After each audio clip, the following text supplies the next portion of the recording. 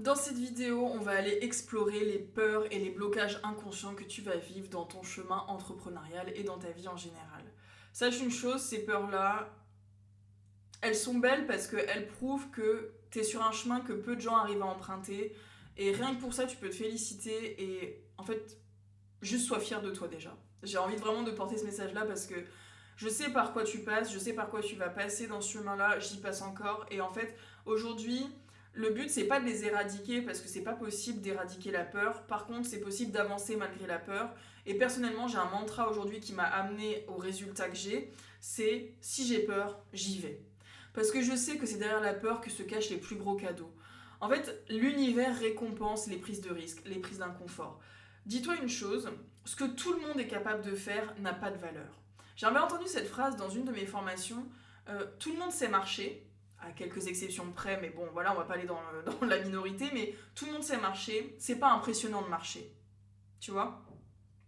Donc, c'est pareil pour l'entrepreneuriat. Soit cette femme qui avance malgré la peur, qui va sortir de sa zone de confort, qui va faire des choses différentes, des choses nouvelles, qui va aller chercher ses objectifs, et tu seras tellement fier de toi et tu auras tellement de résultats en faisant ça que limite tu vas devenir accro à l'inconfort. Moi je sais que maintenant ça m'a tellement développé mon état d'esprit sur plein d'autres sujets, le sport, les voyages. Vraiment maintenant, dès que j'ai une opportunité qui se présente à moi qui me fait peur, j'y vais. Je me pose même plus la question, je suis pas là en mode oui mais non en fait vas-y j'y vais. Let's go, on y va, je sais que je vais apprendre quelque chose. Les différentes peurs par lesquelles tu vas passer. La première, celle que vraiment la principale j'ai envie de te dire, c'est la peur du regard des autres. La peur du regard des autres, quand tu dois te mettre sur les réseaux sociaux, quand tu dois montrer qui tu es, exprimer ton point de vue, je pense que c'est la plus grosse peur que j'ai eue et c'est une peur que j'ai travaillé très longtemps. Je crois que j'ai mis 6 mois à mettre une première story face cam, à parler face cam. J'ai passé la journée, je m'en souviendrai toujours, c'était un mardi. J'avais une coach à l'époque qui me disait tu postes ta première story face cam. J'ai pas dormi de la nuit, j'avais des cauchemars. Je me suis dit ok c'est le jour J. C'était très simple, je devais répondre à une question dans une boîte à questions, une question que j'avais moi-même écrite d'ailleurs. J'ai passé la journée à enregistrer cette story. Je ne pouvais pas me blairer. Je me trouvais moche, je me trouvais conne, je me trouvais laide, je me trouvais pas pertinente, je me trouvais horrible. Vraiment, je me suis insultée toute la journée en disant mais je peux pas publier ça, je suis horrible. Au final, j'ai publié la story parce qu'au bout d'un moment, il faut y aller. Et en fait, il ne s'est rien passé. Personne ne m'a dit t'es laide, t'es moche, tu sers à rien, personne. Il s'est rien passé. Rien. Et en fait, en faisant ça, je me suis rendu compte que, mon cerveau s'est rendu compte que il ne se passait rien et qu'il n'y avait pas de danger. Ton cerveau, il a très peur du regard des autres et il va vraiment tout faire pour te garder dans ta zone de confort, dans ce que tu connais déjà. C'est rassurant pour lui, pour toi. Sauf que tes résultats, ils sont hors de ta zone de confort. Ils sont dans des choses nouvelles que tu vas mettre en place. Donc, le but, c'est de se dire, ok, j'ai peur, ça fait peur, c'est horrible. Mais en fait, une fois que tu l'as fait une fois, la deuxième fois, ça va être encore flippant. Mais tu vas le faire. Et en fait, tu vas te dire, bon, en fait, il se passe toujours rien. Puis tu vas le faire une troisième fois, puis une quatrième fois. Puis après, en fait, tu ne penseras même plus à la peur. Fais en sorte que les choses qui te paraissent difficiles deviennent faciles. Aujourd'hui, ça fait 2 ans que je suis sur les réseaux sociaux. Je n'ai plus peur de montrer face cam. J'en ai plus rien à faire. Et j'y ai été étape par étape. Au début, c'était la story face cam. Ensuite, c'était les vidéos YouTube. J'ai mis 1 an avant de me mettre sur YouTube. Après, c'était les vidéos TikTok face cam. Je sais pas pourquoi ça me faisait plus peur de mettre des vidéos sur TikTok. Après, je les ai fait, j'étais là, bon, en fait, trop facile. Après, c'était les réels Instagram. Bizarrement, j'avais peur de publier mes réels TikTok. J'avais peur de les mettre sur Instagram. Et ben, j'y suis allée petit à petit. Et maintenant, aujourd'hui, je fais tous les formats qui existent. Je peux les faire. Il y en a que je préfère. Mais tous, je peux les faire. Et je peux les faire aujourd'hui parce que je suis passée à l'action. Parce que je me suis prouvé que ça faisait pas peur, en fait, qu'il n'y avait pas de danger à faire ça. Donc, pour la peur du regard des autres, j'ai envie de te dire une chose, trois shift mindset en fait. La peur du regard des autres, c'est d'identifier déjà de qui t'as peur. Les autres, c'est qui? Est-ce que t'as vraiment peur des inconnus? Tu me répondras oui ou non. Souvent, on a peur de nos proches. Moi, j'ai une méthode radicale pour ça. Tu bloques. Tu bloques tes proches, tu bloques tes parents, tu bloques qui tu veux. Tu bloques les personnes qui te font peur. S'il y a des personnes qui t'empêchent de publier parce que tu as peur de ce qu'elles vont dire, bloque-les. C'est la méthode radicale, mais au moins comme ça, tu te fais plus chier. T'es plus en train de dire oh mais qu'est-ce qu'il va dire machin. Tu te fais plus chier. Moi, je sais qu'au début, j'avais bloqué certaines personnes de mes stories. Maintenant, aujourd'hui, elles sont débloquées parce que j'en ai plus rien à faire et que même si elles me disent oui ou merde, j'en ai vraiment plus rien à faire. Parce que justement, j'ai travaillé sur moi et sur ma valeur et je me suis prouvé que en fait, moi, je sais la vie que je veux, je sais ce que je dois faire pour avoir la vie que je veux. Les personnes qui pourraient me critiquer n'ont pas la vie que je veux, donc j'en ai rien à faire non plus en fait. Parce que même si elles me disent oui, tu fais de la merde, bah ok, mais bon, ce conseil-là vient de quelqu'un qui n'a pas une vie qui m'inspire, donc c'est pas grave en fait. Donc bloque. Et ensuite, ce que je voulais te dire, c'est que quand tu vas publier sur les réseaux sociaux, t'as 3 options. Soit t'es noyé dans la masse et les gens s'en foutent, ne te voient pas. Parce qu'en fait, l'algorithme, il te met pas en avant parce que ton contenu, il est peut-être trop lisse ou pas assez pertinent. Donc, dans tous les cas, peut-être que tu vas indifférer. Ton contenu, il est pas visible, il est pas vu. Les gens, ils voient, il y a aucun... Ils scrollent. Donc, dans ce cas-là, le regard des autres n'existe pas. Deuxième chose, soit tu vas avoir des haters. C'est synonyme de succès, les haters. Ça fait peur au début, mais je peux te dire que moi, c'est mes contenus préférés parce que les haters, en fait, ils te permettent de créer du contenu gratuitement et de faire passer tes messages. Qu'on le veuille ou non, les haters seront là, donc autant s'en servir. Et ça, c'est une astuce mindset qui est cruciale. Transforme tout en opportunité. Un hater, c'est un bénévole qui va te permettre de faire passer ton message. Moi, mes contenus avec les haters, c'est ceux qui fonctionnent le plus. Je prends le hater, je réponds avec ma personnalité, avec mon humour, je réponds jamais sur le même ton que lui. Le but, c'est pas de l'insulter ou quoi, c'est juste d'utiliser son message pour moi faire passer mon message. Et là, je prouve que j'assois ma posture, que je reste sur mes idées et que je connecte encore plus aux gens parce qu'il y a des gens qui vont vouloir venir me défendre, il y en a d'autres qui vont continuer d'être là à propager leur message. Mais en fait, ce qui compte, c'est que moi, mon message, il soit visible parce qu'il va ensuite aider les personnes, et c'est la 3e option, c'est les personnes qui adhèrent et qui ont besoin de ton message. C'est ta cible, c'est tes clientes de cœur, c'est tes fans en fait, les personnes qui vont être fans de ce que tu fais, à qui tu vas apporter quelque chose. Avec ce message-là, ça va changer leur vie, ça va les inspirer, ça va les motiver, ça va leur apprendre quelque chose, ça va leur permettre de voir les choses autrement. Et ça, c'est tout bénef. Donc, le regard des autres, soit tu indiffères, donc il n'y a pas de regard des autres, soit tu as des haters, dans ce cas-là, tu les utilises, ils sont géniaux, on les remercie, c'est des bénévoles, soit tu as directement ta cible, et dans ces cas-là, c'est tout gagné. Dans les 3 cas, tu gagnes. Bon, peut-être pas le premier parce que mais dans ce cas-là, le premier, t'as même pas la peur du regard des autres puisqu'elle n'existe pas.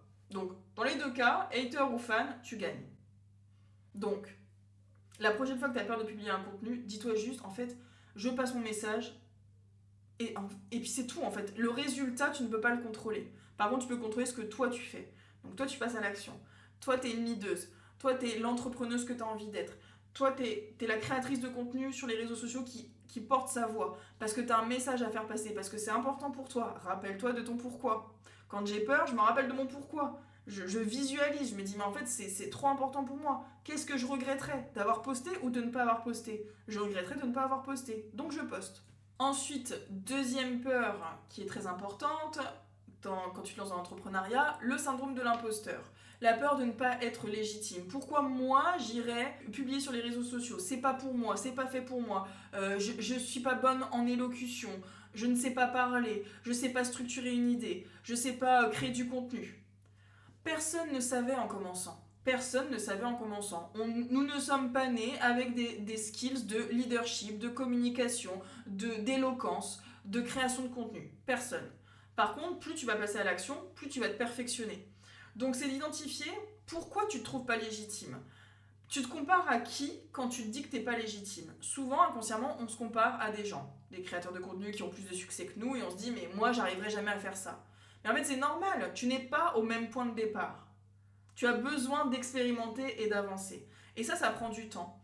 Donc je sais que ça c'est quelque chose que tu n'as pas envie d'entendre et que tu sais probablement, mais tu vas avoir le temps d'expérimenter. Et c'est pour ça que je te dis toujours de toujours kiffer le process, toujours kiffer le chemin.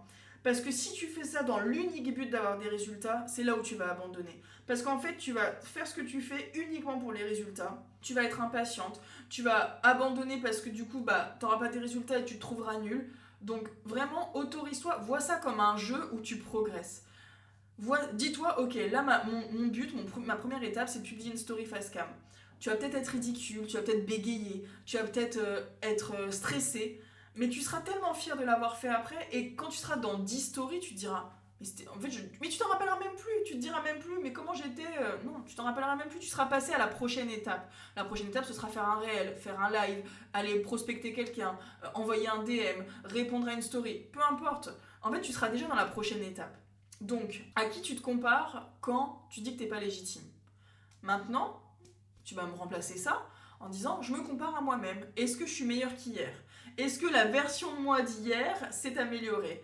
Et qui je dois être, encore une fois, pour incarner la personne que je veux être? La personne que je veux être, elle publie des stories, elle met des TikTok, elle met des réels, elle est disciplinée, elle prend soin de sa santé, elle prend soin de son physique, elle prend soin de son mindset, elle se développe, elle apprend des compétences, elle se forme, elle interagit avec des personnes de sa sphère. Tu es légitime par rapport à toi-même. J'ai une règle par rapport au syndrome de l'imposteur. À partir du moment où tu parles de toi, de ton histoire et que tu prônes ta vérité, t'es aligné. Moi, c'est ce que je me dis. Je ne joue pas un rôle. J'essaye pas de prétendre quelque chose que je ne sais pas faire ou que je ne peux pas faire. Mais par contre, si je me sens pas capable de le faire encore, j'ajuste. C'est-à-dire qu'une fois, j'avais eu le débat avec une copine, elle me disait mais j'ai jamais fait ça, donc je me sens pas de demander 500 € pour ça. Bah très bien, ok, bah dans ce cas-là, propose un prix moindre ou propose même de la gratuité, entraîne-toi et en fait ne mens pas sur ce que tu fais. Par exemple, si tu te lances dans la création de sites internet, ne dis pas à quelqu'un j'ai déjà fait 10 sites internet, je te propose 500 € si t'en as fait aucun. Évidemment que dans ce cas-là, tu vas dire la vérité. Tu dis bah écoute, là je débute, je propose un tarif réduit ou alors je te propose de la gratuité en échange de retour et tu te fais la main. Et là en fait tu vas passer à l'action et tu vas te sentir légitime. Ne brûle pas les étapes. Ça c'est une erreur que j'ai fait moi très tôt. J'ai voulu mettre mes offres très hautes, sauf qu'en fait j'étais pas alignée avec le prix. Je disais ah oui mais bon en même temps je suis certifiée, j'ai de l'hypnose, j'ai de la PNL, j'apporte de la valeur. Ouais mais en fait je n'ai pas encore eu assez de recul et de coaching pour me sentir légitime sur le fait que je puisse réellement accompagner sur ces nouveaux formats qui étaient des formats 3 à 6 mois. J'ai baissé mon prix, j'ai fait un prix très accessible, j'ai eu mes premiers coachés et après j'ai augmenté mon prix. Parce qu'en fait j'ai vu les résultats et là ça m'a donné confiance en moi. Je me suis dit mais en fait je suis carrément légitime à faire ça. J'étais pas légitime au début à proposer des prix ultra élevés, mais à force de faire et de voir les résultats de mes coachés, j'ai pu petit à petit augmenter mes prix. Donc, sois dans ta vérité, ne mens pas, ne prétends pas des choses ou apporter des choses que tu n'as pas validées en amont. Propose peut-être des prix réduits, voire de la gratuité, pour te sentir légitime et avancer là-dedans. Et compare-toi à toi-même. Troisième peur, la peur de l'échec.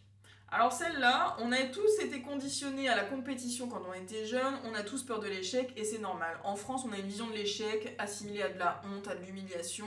C'est quelque chose qui est, je pense, très sociétal, en tout cas en France, parce que je sais qu'aux États-Unis, c'est complètement différent. Aux États-Unis, ils vont féliciter les échecs parce qu'en fait, pour la simple et bonne raison, c'est qu'un échec n'est pas un échec, c'est un apprentissage. Et à partir du moment où tu le vois comme ça, tu transformes ton état d'esprit et tu n'as plus peur d'échouer. En réalité, tu auras peur d'échouer, mais en fait, tu te diras, bah en fait, j'ai appris quelque chose. Et moi, c'est quelque chose que je me dis constamment. En fait, j'ai pas peur de l'échec, mais j'ai envie de bien faire les choses. Mais par contre, si ça marche pas, je me dis toujours, bah ok, qu'est-ce que j'ai appris? C'est quoi la leçon là-dedans? J'ai lancé une offre, elle a pas marché. Bah qu'est-ce que j'apprends là-dedans? Qu'est-ce que je peux améliorer? Qu'est-ce que je vais faire de différent pour la prochaine offre?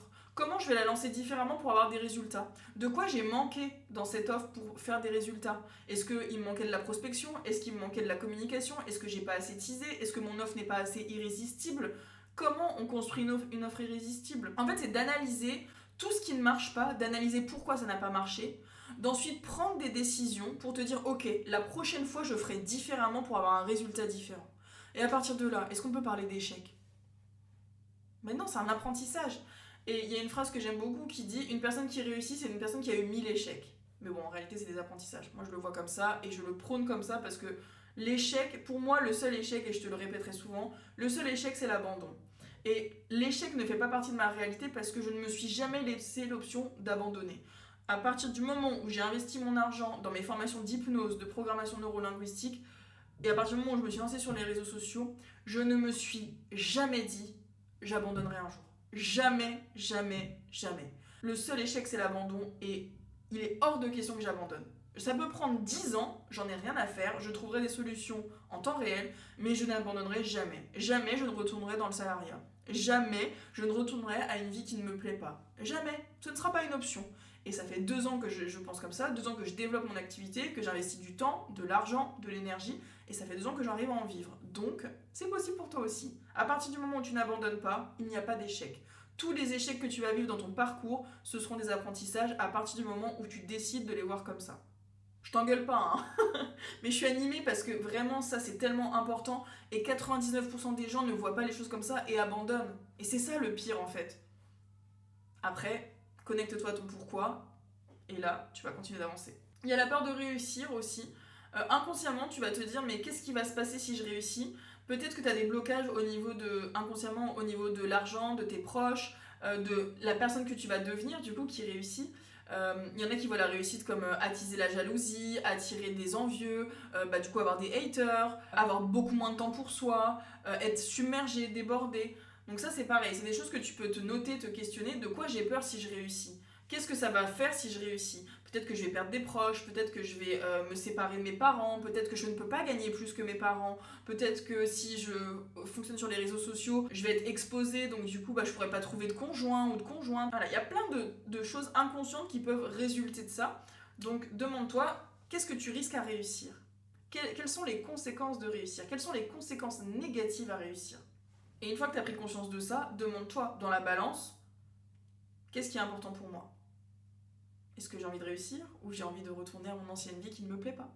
Ou autre chose, peut-être que tu as un autre chemin encore qui est possible. Tu as toujours le choix. Tu as toujours des options qui se dessinent devant toi. Donc à voir ce qui est important pour toi. Et enfin, dernier auto-sabotage, dernière peur inconsciente, c'est le perfectionnisme. Alors ça, mon Dieu, ça, c'est vraiment un tueur de productivité, de paralysie, de procrastination. Le perfectionnisme, le fait de vouloir faire parfaitement. J'ai une phrase que je me répète souvent, fait vaut mieux que parfait. Et personnellement, j'ai pris le parti pris, c'est personnel, alors après chacun voit midi à sa porte, mais je privilégie la quantité à la qualité, parce que pour moi, la qualité vient avec la quantité. Si je n'avais pas fait 100 contenus qui étaient pourris, j'aurais pas pu faire le 101e qui perce. Si je n'avais pas testé 18 000 routines, j'aurais pas pu trouver celle qui me convient. En fait, pour moi, la qualité, elle vient vraiment dans l'entraînement. Donc, fait vaut mieux que parfait. Fais des choses qui sont peut-être moches esthétiquement, peut-être des posts qui vont pas être terribles, etc. De toute façon, au début, quand tu vas débuter, les gens ne vont pas voir tes posts. C'est un leurre de croire que tu... J'en discute souvent avec les personnes qui se lancent, c'est en mode oui, mais là, j'ai peur, mon post, il est pas parfait. À chaque fois, je préviens, je dis écoute, ton premier post, il va faire 30 vues. S'il fait 30 vues, déjà, c'est génial. Donc, t'inquiète, fais-toi la main, vas-y, poste, et plus tu vas poster, plus tu vas gagner en confiance, plus tu vas te prouver que déjà tu auras dépassé cette peur de poster.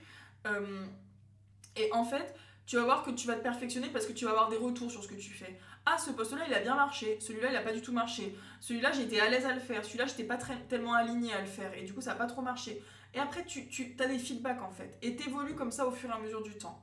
Le perfectionnisme, c'est vraiment quand tu te compares à des gens qui ont 10 pas devant toi, qui ont des équipes, qui ont du matériel que t'as pas. Toi, fais avec ce que t'as aujourd'hui et fais de ton mieux. Fais au maximum de ton mieux. La règle, c'est de faire de ton mieux et d'y aller quand même. En fait, on s'en fout de ton poste. Dis-toi que tu vas être noyé dans un milliard d'informations, que les gens ne sont pas scrutés sur toi. En réalité, tout le monde s'en fout de toi, vraiment, tout le monde s'en fout. Même si t'es fan de quelqu'un, tu vas pas scruter son contenu tout le temps. Tu vas être contente de voir un contenu, mais tu vas pas être là en train d'attendre et tu te rappelles pas de son contenu d'il y a 3 semaines. Donc, avance avec ton imperfection et la qualité, elle viendra. Et aussi, tu te trouveras aussi en tant que créatrice de contenu, en tant qu'entrepreneuse, en tant que girl boss. Est-ce que tu as envie d'une slow life ou plutôt une vie de digital nomade? Est-ce que tu as besoin de structure? Est-ce que tu as besoin d'être posée à un endroit? Est-ce que tu as besoin de voyager? Est-ce que tu es créative dans tel ou tel environnement? Tout ça, tu vas le clarifier au fur et à mesure. Et c'est la beauté et la joie de l'entrepreneuriat, c'est que tu es libre et que tu as 1 million d'options possibles. Donc, fait vaut mieux que parfait. Et plus tu vas faire, plus tu vas clarifier. Donc pour résumer, tu as la peur du regard des autres, le syndrome de l'imposteur, la peur d'échouer, la peur de réussir et le perfectionnisme. Tout ça, ça existera, ça existe. Maintenant, tu as toutes les clés pour avancer malgré ça. Et le but de cette vidéo, c'est pas de te dire ok, maintenant que j'ai compris ça, c'est bon, j'ai plus peur. Non, c'est de savoir que ça existe et de te dire ok, j'y vais quand même malgré ça. Parce que c'est important pour moi et parce que le chemin est fait de ces peurs-là, mais de passer à l'action malgré tout, et de te prouver que finalement, toutes ces peurs-là, elles vont au fur et à mesure s'atténuer. Et elles vont changer de direction parce que tes objectifs, ils vont évoluer aussi. Dis-moi si t'as des questions, on est ensemble, si t'as besoin de soutien, viens poster tes peurs, viens les extérioriser. Reste pas seul, je sais que l'entrepreneuriat, c'est un domaine où on se sent seul, où on se sent isolé, c'est normal. Kiffe le process et tu vas voir que tu vas découvrir un courage au fur et à mesure de ton projet qui est inestimable. Je te dis à très vite dans la prochaine vidéo.